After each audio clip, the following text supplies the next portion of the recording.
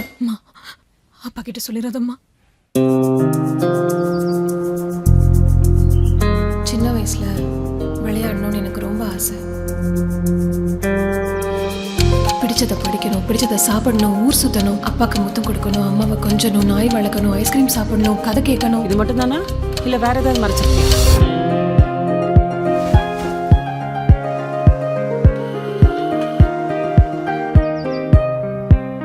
Love பண்ணிட்டு arrange மேரேஜ்னு நாடகம் ஆடி ஆடுற? நீ கிச்சன்ல நின்று வேலை பார்க்கும்போது கால் வலிக்குது இல்ல, அந்த வலியை எனக்கு கொடுக்கணும்னு ஏமா நினைக்கிற? உன்னை விட்டு நான் எங்கேயும் போக மாட்டேன். நம்மளை யாரும் பிரிக்க முடியாது. ஏமாந்துட்டு வந்து நின்னா யார் பொறுப்பேற்றுக்கிறது?